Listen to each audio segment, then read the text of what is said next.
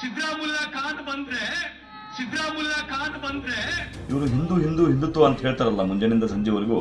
ಸಿದ್ದರಾಮಯ್ಯನವರಿಗೆ ಸಿದ್ದರಾಮುಲ್ಲಾ ಖಾನ್ ಅನ್ನೋದು ಸಮಸ್ತ ಹಿಂದೂ ಕುಲಕ್ಕೆ ಮಾಡಂತ ಒಂದು ದ್ರೋಹ. ಸಿದ್ದರಾಮುಲ್ಲಾ ಖಾನ್ ಬಂದ್ರೆ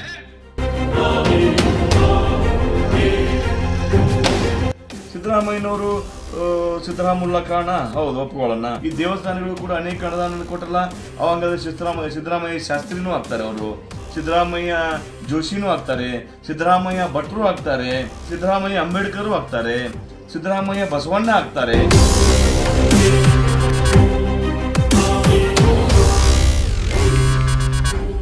ಸಿದ್ದರಾಮುಲ್ಲಾ ಖಾನ್ ಬಂದ್ರೆ ಯಾವ ಹಿಂದೂಗಳು ಕೂಡ ಇಂಥ ಕೆಟ್ಟ ಕೆಲಸ ಮಾಡೋದಿಲ್ಲ. ಇವರು ಸಿಟಿ ರವಿ ಅವ್ರು ಮಾತಾಡೋದು ನೋಡಿದ್ರೆ ಇವರು ಮಾಡೋದೇನಿದೆ, ಹೇಳೋದು ವೇದಾಂತ, ತಿನ್ನೋದು ಬದನೆಕಾಯಿ ಅನ್ನೋದು ಸ್ಪಷ್ಟವಾಗಿ ನಮ್ಗೆ ಅರ್ಥ ಆಗುತ್ತೆ.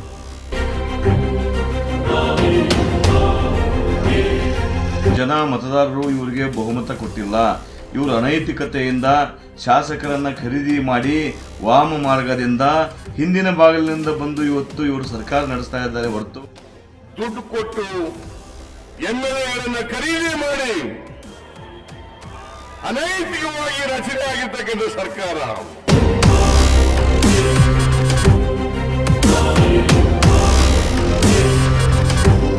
ಯಾಕಂದ್ರೆ ಸಿದ್ದರಾಮಯ್ಯನವರ ಹೆಸರಿನಲ್ಲೇ ಶ್ರೀರಾಮಚಂದ್ರ ಇದ್ದಾನೆ. ಇದು ಶ್ರೀರಾಮಚಂದ್ರ ಇದ್ದಾನೆ ಅಂದ್ರೆ ನಿಮ್ಮನ್ನು ಎಂದೂ ಕೂಡ ಶ್ರೀರಾಮಚಂದ್ರ ನಿಮ್ಮನ್ನು ಕ್ಷಮಿಸೋದಿಲ್ಲ.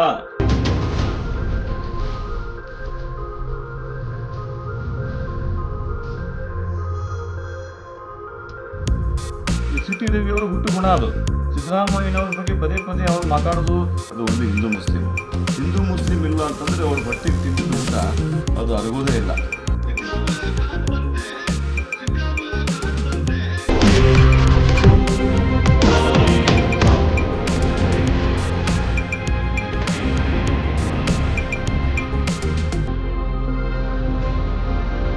ಎಲ್ಲಾನು ಜನ ನೋಡ್ತಾ ಇದ್ದಾರ, ಆದ್ರೆ ಜನಕ್ಕೆ ಹೊಟ್ಟೆಗಿಲ್ಲಲ್ಲ. ಹಿಂಗಾಗಿ ಚುನಾವಣೆ ಕಾಯಕತ್ತಾರ. ಚುನಾವಣೆ ಬಂದ್ಮೇಲೆ ನಿಮ್ಮನ್ನು ಶಾಶ್ವತವಾಗಿ ನಿಮ್ಮನ್ನು ಮನಿ ಕಳಿಸುವಂತ ಕೆಲಸ ಮಾಡ್ತಾರ.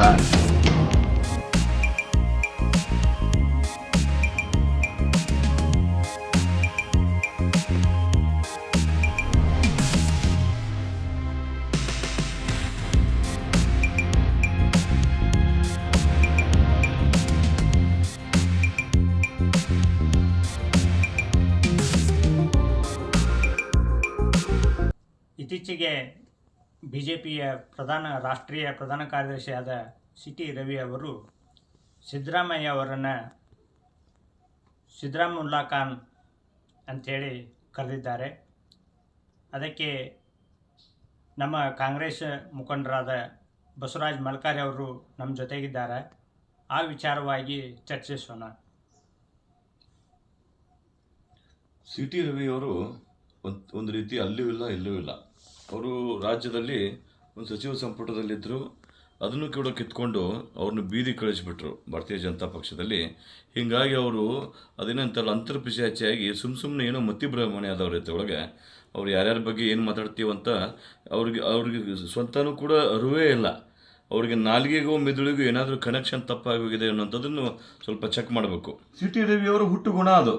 ಸಿದ್ದರಾಮಯ್ಯನವ್ರ ಬಗ್ಗೆ ಪದೇ ಪದೇ ಅವ್ರು ಮಾತಾಡೋದು, ಅತ್ಯಂತ ಕೀಳು ಪದಗಳನ್ನು ಬಳಸೋದು ನೋಡಿದರೆ ಬಹುಶಃ ಇಡೀ ಕರ್ನಾಟಕದ ಬಿಜೆಪಿಗೆ ಮತ್ತು ಇಡೀ ದೇಶದ ಬಿಜೆಪಿ ಹೈಕಮಾಂಡ್ಗೆ ಸಿದ್ದರಾಮಯ್ಯನವ್ರ ಭಯ ಎಷ್ಟಿದೆ ಅನ್ನೋದು ಸ್ಪಷ್ಟವಾಗಿ ಗೊತ್ತಾಗುತ್ತೆ. ಇವತ್ತು ಎಲ್ಲ ನಾಯಕರನ್ನ ಬಿಟ್ಟು ನೇರವಾಗಿ ಇವತ್ತು ಸಿದ್ದರಾಮಯ್ಯನವ್ರನ್ನೇ ಟಾರ್ಗೆಟ್ ಮಾಡಿ ಸಿದ್ದರಾಮಯ್ಯನವರ ತೇಜೋವಧೆ ಮಾಡೋದಕ್ಕೆ ಒಂದು ವಿಫಲವಾದಂಥ ಸರ್ಕಸ್ಸನ್ನು ಇವರು ಮಾಡ್ತಾ ಇರೋದು ನೋಡಿದರೆ ಇವ್ರಿಗೆ ಸಿದ್ದರಾಮಯ್ಯನವ್ರ ಭಯ ಎಷ್ಟು ಅನ್ನೋದು ಗೊತ್ತಾಗುತ್ತೆ. ಇವತ್ತಿಗೆ ಇದನ್ನು ಇವರು ಸಿದ್ದರಾಮಯ್ಯನವ್ರ ಬಗ್ಗೆ ಇವರು ಸಿಟಿ ರವಿಯವರು ಕೀಳು ಪದಗಳನ್ನು ಬಳಸೋದು ಅವರ ನಾಲಿಗೆ, ಅವರ ಸಂಸ್ಕೃತಿಯನ್ನು ತೋರಿಸುತ್ತೆ. ಇದು ಯಾವ ಹಿಂದೂಗಳು ಕೂಡ ಇಂಥ ಕೆಟ್ಟ ಕೆಲಸ ಮಾಡೋದಿಲ್ಲ. ಇವರು ಸಿಟಿ ರವಿಯವರು ಮಾತಾಡೋದು ನೋಡಿದರೆ ಇವರು ಮಾಡೋದೇನಿದೆ, ಹೇಳೋದು ವೇದಾಂತ, ತಿನ್ನೋದು ಬದನೆಕಾಯಿ ಅನ್ನೋದು ಸ್ಪಷ್ಟವಾಗಿ ನಮ್ಗೆ ಅರ್ಥ ಆಗುತ್ತೆ. ಇವರು ಸಿದ್ದರಾಮಯ್ಯನವ್ರ ಹೆಸರಿನಲ್ಲೇ ಶ್ರೀರಾಮಚಂದ್ರ ಇದ್ದಾನೆ. ಇವತ್ತು ಸಿದ್ದರಾಮಯ್ಯನವ್ರನ್ನ ಸಿದ್ದರಾಮುಲ್ಲಾ ಖಾನ್ ಅನ್ನೋದು ಆ ಶ್ರೀರಾಮನಿಗೆ ಮಾಡಿದಂಥ ಅಪಚಾರ. ಇವರು ಹಿಂದುತ್ವ ಅಂತ ಹೇಳ್ತಾರಲ್ಲ ಮುಂಜಾನಿಂದ ಸಂಜೆವರೆಗೂ. ಸಿದ್ದರಾಮಯ್ಯನವರಿಗೆ ಸಿದ್ದರಾಮುಲ್ಲಾ ಖಾನ್ ಅನ್ನೋದು ಸಮಸ್ತ ಹಿಂದೂ ಕುಲಕ್ಕೆ ಮಾಡಿದಂಥ ಒಂದು ದ್ರೋಹ, ಒಂದು ಅಪಚಾರ. ಸಾಕ್ಷಾತ್ ಆ ಶ್ರೀರಾಮಚಂದ್ರನಿಗೆ ಮಾಡಿದಂಥ ಅಪಚಾರ. ಯಾಕಂದರೆ ಸಿದ್ದರಾಮಯ್ಯನವರ ಹೆಸರಿನಲ್ಲೇ ಶ್ರೀರಾಮಚಂದ್ರ ಇದ್ದಾನೆ. ಇದು ಶ್ರೀರಾಮಚಂದ್ರ ಇದ್ದಾನೆ ಅಂದರೆ ನಿಮ್ಮನ್ನು ಎಂದೂ ಕೂಡ ಶ್ರೀರಾಮಚಂದ್ರ ನಿಮ್ಮನ್ನು ಕ್ಷಮಿಸೋದಿಲ್ಲ. ನೀವೇನು ಹೇಳ್ತಿರಲ್ಲ ಮುಂಜಾನೆಯಿಂದ ಸಂಜೆವರೆಗೂ ಹಿಂದುತ್ವ ಅಂತ, ಹಿಂದೂಗಳು ಕೂಡ ನಿಮ್ಮನ್ನು ಅಕ್ಷಮ್ಯವಾದಂಥ ಅಪರಾಧಕ್ಕೆ ಕ್ಷಮೆನೇ ಮಾಡೋದಿಲ್ಲ ಅನ್ನುವಂಥದ್ದನ್ನು ಈ ಸಂದರ್ಭ ನಾನು ಹೇಳೋಕೆ ಇಷ್ಟಪಡ್ತೀನಿ. ಸಿದ್ದರಾಮಯ್ಯನವರು ಈ ನಾಡಿನ ಒಬ್ಬ ಧೀಮಂತ ನಾಯಕರು.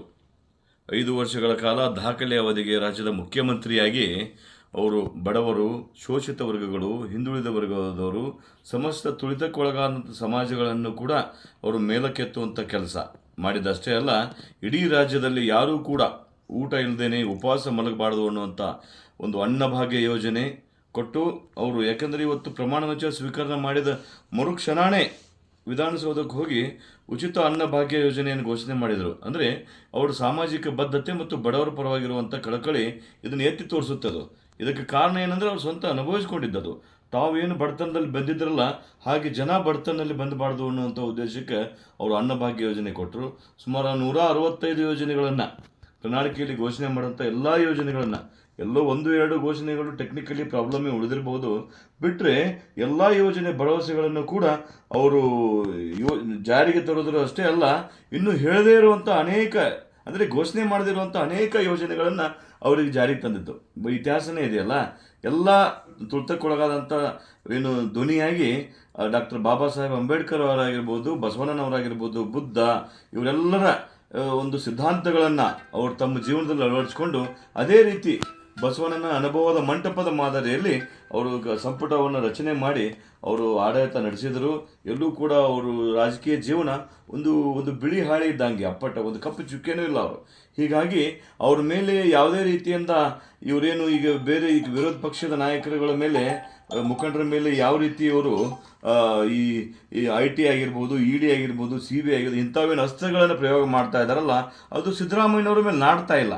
ಸಿದ್ದರಾಮಯ್ಯನವರು ಅಪ್ಪಟ ಶುದ್ಧ ಬಿಳಿ ಹಸ್ತದ ರಾಜಕಾರಣ ಇರೋದ್ರಿಂದ ಇವರು ಯಾವುದೇ ಆಟ ನಡೀತಾ ಇಲ್ಲಲ್ಲ, ಹೆಂಗಾದರೂ ಮಾಡಿ ಮಾಧ್ಯಮ ಮುಖಾಂತರ ಇವ್ರ ಹೆಸರನ್ನ ಕೆಡಿಸೋದು, ಅಪಪ್ರಚಾರ ಮಾಡುವಂಥದ್ದು ಒಂದೇನೋ ಇವ್ರು ಸುಪಾರಿ ತೊಗೊಂಡಿರಬೇಕು ಅಂತ ನನ್ನ ಅನಿಸಿಕೆ. ಯಾಕಂತಂದರೆ ಇವ್ರು ಏನು ಮಾತಾಡ್ತಾರೆ ಅನ್ನೋದು ಇವ್ರಿಗೆ ಗೊತ್ತಾಗ್ತಾ ಇಲ್ಲ. ಇವರು ಆಲ್ರೆಡಿ ಸಿದ್ದರಾಮಯ್ಯನವ್ರ ಬಗ್ಗೆ ಮಾತಾಡ್ಬೇಕಂತಂದರೆ ಅವರು ಅನೇಕ ಯೋಜನೆಗಳನ್ನ ಕೊಟ್ಟರಲ್ಲ. ಸಿದ್ದರಾಮಯ್ಯನವರು ಶಾದಿ ಭಾಗ್ಯ ಕೊಟ್ಟರು, ಟಿಪ್ಪು ಜಯಂತಿ ಮಾಡಿದರು, ಅದೆಲ್ಲ ಮಾಡೋ ದೇಶ ಪ್ರೇಮಿ ಇದ್ದರು, ಅದ್ರ ಬಗ್ಗೆನೂ ಹೋರಾಟ ಮಾಡಿದರು. ಈ ಹಿಂದೆನೂ ಕೂಡ ಇವ್ರದೇ BJP ಸರ್ಕಾರ ಇದ್ದಾಗ ಸಾಕಷ್ಟು ಜನ ಟಿಪ್ಪು ಸುಲ್ತಾನ್ ಅವರು ವೇಷಭೂಷಣ ಹಾಕ್ಕೊಂಡು ಟಿಪ್ಪು ಸುಲ್ತಾನ್ ಈ ದೇಶ ಪ್ರೇಮಿ ಮಹಾನ್ ಹೋರಾಟಗಾರ, ಕರ್ನಾಟಕ ಕಟ್ಟಿದವರು ಅಂತ ಇವರೇ ಭಾಷಣ ಮಾಡಿದ್ರಲ್ಲ. ಯೂಟ್ಯೂಬ್ನಲ್ಲಿ ಎಲ್ಲರೂ ಚೆಕ್ ಮಾಡಿರಿ, ಯೂಟ್ಯೂಬ್ನಲ್ಲಿ ಫೋಟೋನೂ ಬರ್ತಾವೋ, ಯೂಟ್ಯೂಬ್ನಲ್ಲಿ ಅವ್ರ ವಿಡಿಯೋಗಳು ಬರ್ತಾವಲ್ಲ. ಸುಮ್ಮನೆ ಏನೋ ಜನರನ್ನ ಮರೆಸೋದಕ್ಕೆ ನೀವೇನಾದರೂ ಭಾಷಣ ಮಾಡಿದ್ರೆ ಆಗೋದಿಲ್ಲ. ಸಿದ್ದರಾಮಯ್ಯನವರು ಸಿದ್ದರಾಮುಲ್ಲಾ ಖಾನ ಹೌದು ಒಪ್ಕೊಳ್ಳೋಣ. ಸಿದ್ದರಾಮಯ್ಯನವರು ಬೇರೆ ಸಮಾಜಕ್ಕೂ ಕೂಡ ಈ ಧಾರ್ಮಿಕ ದತ್ತಿ ಇಲಾಖೆ ಆಗಿರ್ಬೋದು, ಮುಜರಾಯಿ ಆಗಿರ್ಬೋದು, ಈ ದೇವಸ್ಥಾನಗಳು ಕೂಡ ಅನೇಕ ಅನುದಾನ ಕೊಟ್ಟರಲ್ಲ. ಅವಂಗಾದ್ರೆ ಸಿದ್ದರಾಮಯ್ಯ ಶಾಸ್ತ್ರಿನೂ ಆಗ್ತಾರೆ, ಅವರು ಸಿದ್ದರಾಮಯ್ಯ ಜೋಶಿನೂ ಆಗ್ತಾರೆ, ಸಿದ್ದರಾಮಯ್ಯ ಭಟ್ರು ಆಗ್ತಾರೆ. ಸಾಮಾಜಿಕ ನ್ಯಾಯ ಎತ್ತಿ ಹಿಡಿದಂಥ ಸಿದ್ದರಾಮಯ್ಯನವರು ಸಿದ್ದರಾಮಯ್ಯ ಅಂಬೇಡ್ಕರು ಆಗ್ತಾರೆ, ಸಿದ್ದರಾಮಯ್ಯ ಬಸವಣ್ಣ ಆಗ್ತಾರೆ. ಎಲ್ಲ ತುಳಿತಕ್ಕೊಳಗಾದಂಥ ಧ್ವನಿಯಾದಂಥ ಸಿದ್ದರಾಮಯ್ಯನವರಿಗೆ ಯಾವುದೋ ಒಂದು ಕೋಮು, ಒಂದು ಜಾತಿಗೆ ಸೀಮಿತ ಮಾಡುವಂಥದ್ದು ನಿಮ್ಮ ಉದ್ದೇಶ ಏನಂತಂದರೆ ಚುನಾವಣಾ ಸಮಯದಲ್ಲಿ ಸಮಾಜದಲ್ಲಿ ಕೋಮು ಸಂಘರ್ಷದ ಭಾವನೆಯನ್ನು ಕೆರಳಿಸಿ ನಿಮ್ಮ ಬೇಳೆ ಬೇಯಿಸಿಕೊಳ್ಳುವಂಥ ಕೆಲಸ ಮಾಡ್ತಾ ಇದ್ದೀರಿ. ಸಿದ್ದರಾಮಯ್ಯನವರು ಅಪ್ಪಟ ಶುದ್ಧ ಹತ್ತದ ರಾಜಕಾರಣಿಗಳವರು. ಅವ್ರ ಬಗ್ಗೆ ಯಾವುದೇ ಕೂಡ ನಿಮ್ಮ ಯಾವುದೋ ಒಂದು ಕುತಂತ್ರದ ಒಂದು ತೇಜೋವಧೆ ಕೂಡ ಎಲ್ಲೂ ಕೂಡ ಅವರಿಗೆ ನಾಟೋದಿಲ್ಲ ಅನ್ನುವಂಥದ್ದನ್ನು ಸ್ಪಷ್ಟವಾಗಿ ಈ ಸಂದರ್ಭ ನಾನು ಹೇಳೋಕೆ ಇಷ್ಟಪಡ್ತೇನೆ. ಇವರಿಗೆ BJP ಸರ್ಕಾರದ ಸಾಧನೆಯನ್ನು ಹೇಳೋದ್ರ ಮುಖಾಂತರ ಅಭಿವೃದ್ಧಿ ಕಾರ್ಯಗಳ ಹಾದಿಯಲ್ಲಿ ಇಟ್ಕೊಂಡು ರಾಜಕೀಯವನ್ನು ಮಾಡಬಹುದಾಗಿತ್ತು. ಆದರೆ ಮುಸ್ಲಿಮರನ್ನು ಇಟ್ಕೊಂಡು ರಾಜಕೀಯ ಮಾಡ್ತಿರೋದು, ಇದ್ರ ಬಗ್ಗೆ ತಮ್ಮ ಅಭಿಪ್ರಾಯ? ಅದು BJPಯ ಹುಟ್ಟುಗುಣ. BJPಯ ಹಿಡನ್ ಅಜೆಂಡಾ ಏನಾದರೂ ಇದ್ದರೆ ಅದು ಓನ್ಲಿ ಹಿಂದೂ ಮುಸ್ಲಿಂ ಇಲ್ಲ ಅಂತಂದರೆ ಅವ್ರ ಹೊಟ್ಟೆಗೆ ತಿಂದಿದ್ದು ಊಟ ಅದು ಅರಗೋದೇ ಇಲ್ಲ. ಮುಂಜಾನೆಯಿಂದ ಸಂಜೆವರೆಗೂ ಏನಾದರೂ ಒಂದು ಹಿಂದೂ ಮುಸ್ಲಿಂ ಗಲಾಟೆ ಅಥವಾ ಏನಾದರೂ ಒಂದು ಅವ್ರಿಗೆ ಇಶ್ಯೂ ಬೇಕು. ಹೀಗಾಗಿ ಅವ್ರು, ಯಾಕಂದ್ರೆ ಈಗ ನೀವು ನೋಡ್ರಿ, ರಾಜ್ಯ ಸರ್ಕಾರ ಇವತ್ತು ಅನಧಿಕೃತವಾದಂಥ ಕೂಸು. ಇವರಿಗೆ ಮತದಾರರು ಇವರಿಗೆ ಬಹುಮತ ಕೊಟ್ಟಿಲ್ಲ. ಇವರು ಅನೈತಿಕತೆಯಿಂದ ಶಾಸಕರನ್ನು ಖರೀದಿ ಮಾಡಿ ವಾಮ ಮಾರ್ಗದಿಂದ ಹಿಂದಿನ ಬಾಗಿಲಿನಿಂದ ಬಂದು ಇವತ್ತು ಇವರು ಸರ್ಕಾರ ನಡೆಸ್ತಾ ಇದ್ದಾರೆ ಹೊರತು ಈ ರಾಜ್ಯದ ಜನತೆಗೂ ಮತ್ತು ಈ ಸರ್ಕಾರಕ್ಕೂ ಕಮಿಟ್ಮೆಂಟೇ ಇಲ್ಲ. ಕಮಿಟ್ಮೆಂಟ್ ಕೊಟ್ಟಂಥ ಸರ್ಕಾರ ಅಲ್ಲ ಇದು. ಜನಸಾಮಾನ್ಯರು ಇದನ್ನು ತಿರಸ್ಕಾರ ಮಾಡಿದರು ಭಾರತೀಯ ಜನತಾ ಪಕ್ಷನ. ಆದರೆ ಇವರು ಶಾಸಕರನ್ನು ಖರೀದಿ ಮಾಡಿ ಬೇರೆ ಪಕ್ಷದ ಶಾಸಕರನ್ನ ಖರೀದಿ ಮಾಡಿ ವಾಮಮಾರ್ಗದ ಸರ್ಕಾರ ರಚನೆ ಮಾಡಿರೋದ್ರಿಂದ ಇವರಿಗೆ ಜನರ ಅಭಿವೃದ್ಧಿ ಬೇಕಾಗಿಲ್ಲ, ಇವ್ರು ಕೊಟ್ಟಂಥ ಭರವಸೆಗಳನ್ನು ಈಡೇರಿಸೋದು ಬೇಕಾಗಿಲ್ಲ. ಇವ್ರಿಗೆ ಬೇಕಾಗಿದ್ದು ಬರೀ ಲೂಟಿ. ಈಗ ನೋಡಿ, ಈಗ ಕಾಂಟ್ರಾಕ್ಟರ್ ಕೆಂಪಣ್ಣವರು ನೇರವಾಗಿಯೇ ಪ್ರಧಾನಮಂತ್ರಿಯವರಿಗೆ ಪತ್ರ ಬರೆದ್ರು 40% ಭ್ರಷ್ಟಾಚಾರ ನಡೀತಾ ಇದೆ ಅಂತ. ಅದಕ್ಕೆ ಪ್ರೂವ್ ಆಗುವಂಥ ರೀತಿಯಲ್ಲಿ ಸಾಕಷ್ಟು ಘಟನೆಗಳು ನಡೆದು ಹೋದವು. ಬೆಳಗಾಂನಲ್ಲೊಬ್ಬರು ಆತ್ಮಹತ್ಯೆ ಮಾಡಿಕೊಂಡ್ರು ಕಾಂಟ್ರಾಕ್ಟರು. ಇದೆಲ್ಲನೂ ಕೂಡ ಇದ್ರೂ ನಿರುದ್ಯೋಗ ಸಮಸ್ಯೆ ದೇಶದಲ್ಲಿ ತಾಂಡವಾಡ್ತಾ ಇದೆ, ರಾಜ್ಯದಲ್ಲಿ ತಾಂಡವ ಆಡ್ತಾ ಇದೆ. ಇವತ್ತು ಬೆಲೆ ಏರಿಕೆ ಅಂತೂ ಗಗನಕ್ಕೇರಿ ಹೋಗಿದೆ. ಒಂದು 15 ಲೀಟರ್ ಒಳ್ಳೆ ಎಣ್ಣೆ, ಅಡುಗೆ ಎಣ್ಣೆ ಡಬ್ಬಿ ಅಂತೂ 3,000 ದಾಟಿದೆ. ಪ್ರತಿಯೊಂದು ಅಗತ್ಯವಾದಂಥ ದಿನ ಬಳಕೆಯ ವಸ್ತುಗಳು ಇವತ್ತು ಆಕಾಶಕ್ಕೆ ಮುಟ್ಟಿರುವಾಗ ಇವತ್ತು ಕನಿಷ್ಠ ಕೂಲಿದಾರನೇ ಒಂದು 300, 250 ರೂಪಾಯಿ, 400 ರೂಪಾಯಿ ದುಡಿದಂಥ ಮನುಷ್ಯ ಇವತ್ತು ಮನಿ ನಡೆಸೋದು ಕಷ್ಟ ಆಗೈತೆ. ಇವತ್ತು ಜನರದ್ದು ಏನಾಗೈತೆ ಪರಿಸ್ಥಿತಿ ಅಂದ್ರೆ ಹೊಟ್ಟೆಯಾಗಿನ ಸಿಟ್ಟು ರೆಟ್ಟಾಗಿಲ್ಲ ಅಂತ ಹೇಳ್ತಾರ. ಹಿಂಗಾಗಿ ಜನ ಚುನಾವಣೆ ಕಾಯಾಕತ್ತಾರ. ನೀವೇನು ಮಾತಾಡಕತ್ತೀರಿ, ನೀವೇನು ಜನರನಿಗೆ ಯಾಮಾರಿಸ್ತಾ ಇದ್ದೀರಿ, ಏನು ಜನಕ್ಕೆ ಮಂಕ ಮೂಬೂಜಿ ಏರಿಸ್ತಾ ಇದ್ದೀರಿ, ಎಲ್ಲಾನು ಜನ ನೋಡ್ತಾ ಇದ್ದಾರ. ಆದರೆ ಜನಕ್ಕೆ ಹೊಟ್ಟೆಗಿನ ಸಿಟ್ಟು ರೆಟ್ಟಾಗಿಲ್ಲಲ್ಲ. ಹಿಂಗಾಗಿ ಚುನಾವಣೆ ಕಾಯಾಕತ್ತಾರ. ಚುನಾವಣೆ ಬಂದ ಮೇಲೆ ನಿಮ್ಮನ್ನು ಶಾಶ್ವತವಾಗಿ ನಿಮ್ಮನ್ನು ಮನೆ ಕಳಿಸುವಂಥ ಕೆಲಸ ಮಾಡ್ತಾರ. ನಿಮ್ಮ ಅಭಿವೃದ್ಧಿ ವಿಷಯದಾಗ ಆಗಿರ್ಬೋದು, ಬೆಲೆ ಏರಿಕೆ, ನಿರುದ್ಯೋಗ ಆಗಿರ್ಬೋದು, ಈ ವೈಯಕ್ತಿಕವಾದಂಥ ರಾಜ್ಯ ನಾಯಕರು ಮತ್ತು ವಿರೋಧ ಪಕ್ಷದ ನಾಯಕರ ತೇಜೋವಧೆ ಆಗಿರ್ಬೋದು, ಇವುಗಳೆಲ್ಲ ನಿಮಗೆ ಮುಳುವಾಗೋದಂತೂ ಚುನಾವಣೆ ಸಮಯದಲ್ಲಿ ಶತಸಿದ್ಧ ಅನ್ನುವಂಥದ್ದನ್ನು ನಾನು ಹೇಳ್ತೇನೆ. ಸರ್, ಈಗಾಗಲೇ ಗಡಿ ವಿಷಯ ಬೆಳಗಾವಿಯನ್ನು ಮಹಾರಾಷ್ಟ್ರವರು ನಮಗೆ ಸೇರಿದ್ದು ಅಂತೇಳಿ ವಾದ ಎಬ್ಬಿಸಿದ್ದಾರೆ. ಇದ್ರ ಬಗ್ಗೆ ತಮ್ಮ ಅಭಿಪ್ರಾಯ? ಗಡಿ ವಿವಾದ ಅದು ಮುಗಿದು ಹೋದ ಅಧ್ಯಾಯ ಅದು. 1962 ಮಹಜನ್ ವರದಿ ಆಲ್ರೆಡಿ ಅವೆಲ್ಲ ರಾಜ್ಯಗಳು, ಅವೆಲ್ಲ ತಾಲೂಕು ಜಿಲ್ಲೆಗಳು ಕರ್ನಾಟಕಕ್ಕೆ ಸೇರಿದಂಥ ಅದು ಆಲ್ರೆಡಿ ನಿರ್ಧಾರ ಆಗಿಬಿಟ್ಟಿದೆ. ಈ ಚುನಾವಣೆ ಸಮಯದಲ್ಲಿ ಇವರಿಗಿದು ಬೇಕಾಗಿದೆ. ಇವು ಒಬ್ಬರ ಮೇಲೊಬ್ಬರು ಕೆಸರು ಹಚ್ಚಾಡುವಂಥ ಕೆಲಸನ, ಸಮಾಜದಲ್ಲಿ ಶಾಂತಿ ಇದೆಯಲ್ಲ ಅದನ್ನು ಹೆಂಗಾದರೂ ಮಾಡಿ ಬೆಂಕಿ ಹಚ್ಚುವ ಕೆಲಸನ ಇವರು ಮಾಡ್ತಾ ಇದ್ದಾರೆ. ಮಹಾರಾಷ್ಟ್ರದಲ್ಲೂ ಅವ್ರದ್ದೇ ಸರ್ಕಾರ ಇದೆ, ಕೇಂದ್ರದಲ್ಲೂ ಅವ್ರದ್ದೇ ಸರ್ಕಾರ ಇದೆ, ರಾಜ್ಯದಲ್ಲೂ ಅವ್ರದ್ದೇ ಸರ್ಕಾರ ಇದೆ, ಅಕ್ಕಪಕ್ಕದ ರಾಜ್ಯದಲ್ಲೂ ಅವ್ರದ್ದೇ ಸರ್ಕಾರ ಇದೆಯಲ್ಲ. ಅದನ್ನು ಗಡಿ ಸಮಸ್ಯೆ ಈಗ ಯಾಕೆ ಉಲ್ಬಣ ಆಗಬೇಕದು?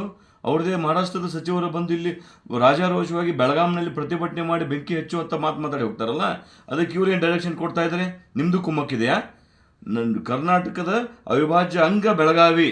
ಇನ್ನು ಮಹಾರಾಷ್ಟ್ರದಲ್ಲಿ ನಮ್ಮದೇ ಜಿಲ್ಲೆಗಳು, ನಮ್ಮದೇ ತಾಲೂಕುಗಳು ಇವತ್ತಿಗೂ ಕೂಡ ಅದಾವ. ಅವು ಕೂಡ ನಾವು ಪಡ್ಕೊಳ್ಳುವಂಥದ್ದು ಹೋರಾಟ ನಮ್ಮದು ನಿರಂತರ ಇದೆ.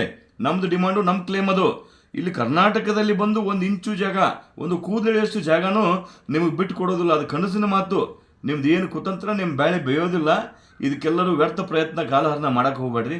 ಇನ್ನೊಂದು 3-4 ತಿಂಗಳು ಉಳಿದೈತಿ ಕೋಡ್ ಆಫ್ ಕಂಡಕ್ಟ್ ನೀತಿ ಸಂಹಿತೆ ಬರೋದಕ್ಕೆ.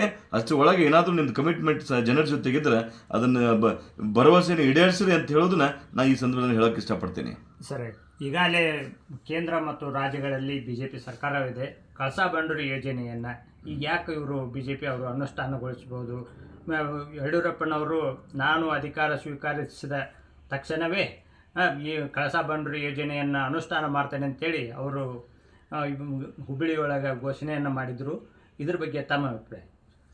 ಕಳಸಾ ಬಂಡೂರಿ ಯೋಜನೆ ಈ ಭಾಗದ ಒಂದು ಜ್ವಲಂತ ಸಮಸ್ಯೆ. ಕುಡಿಯೋ ನೀರು ಮತ್ತು ನೀರಾವರಿಗೆ ಅದು ಬಹುಮುಖ್ಯವಾದಂಥ ಈ ಭಾಗದ ಜೀವನಾಡಿಯಾಗುವಂಥ ಎಲ್ಲ ಒಂದು ಅರ್ಹತೆ ಅದರಲ್ಲಿ ಇರೋದರಿಂದ ನಮ್ಮ ಬಹುದಿನಗಳ ಹೋರಾಟ ಮತ್ತು ಒತ್ತಾಯ.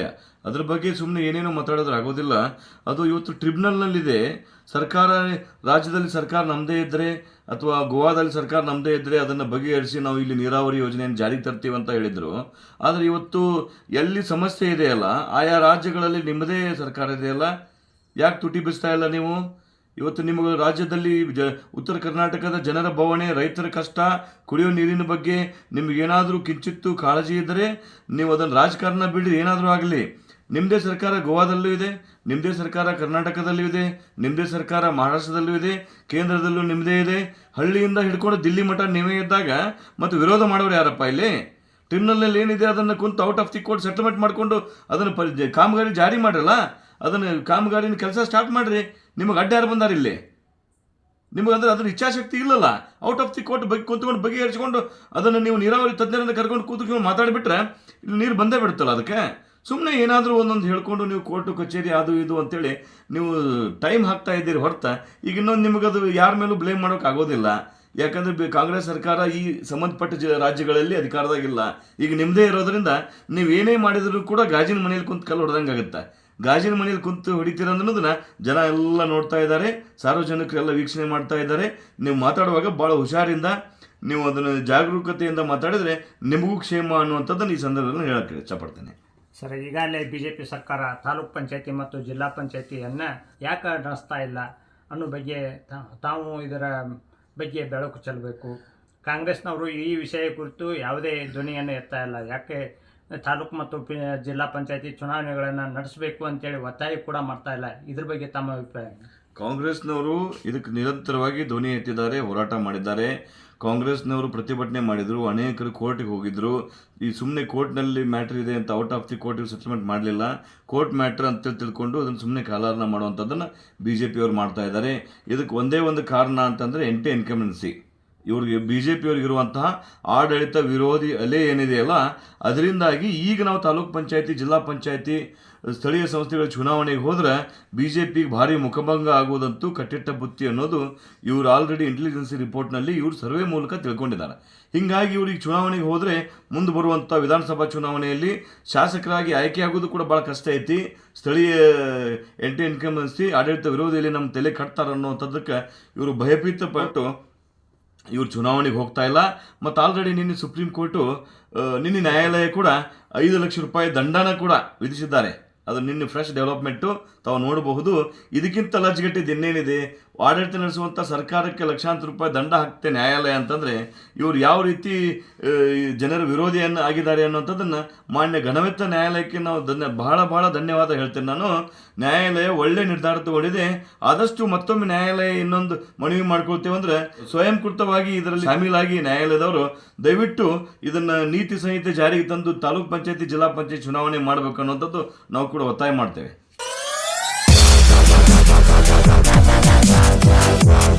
ಗ್ರಾಹಕರೇ, ಸೆಕೆಂಡ್ ಹ್ಯಾಂಡ್ ವಾಹನ ಬೇಕಾ? ಕಾರ್ ಮತ್ತು ಬೈಕ್ ಬೇಕಾದರೆ ನ್ಯಾಷನಲ್ ಆಟೋ ಕನ್ಸಲ್ಟೆಂಟ್ಗೆ ಭೇಟಿ ನೀಡಿ.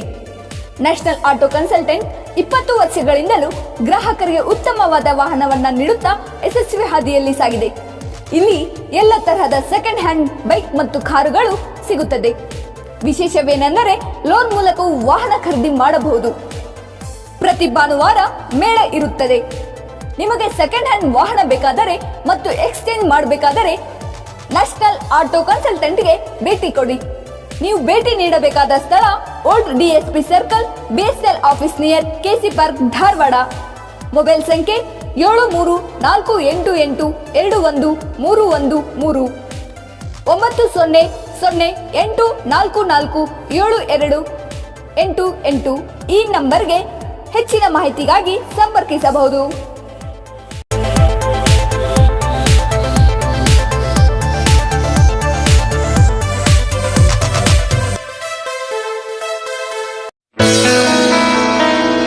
Dharwadkar Lawn Function Hall, perfect selection for a lifetime relation. Dharwadkar Lawn Hall, good and beautiful hall. Let's celebrate your parties and events. Dharwadkar Lawn Hall, modern icon and luxurious venue, wedding events, engagement ceremony, birthday parties, school and college events or other events.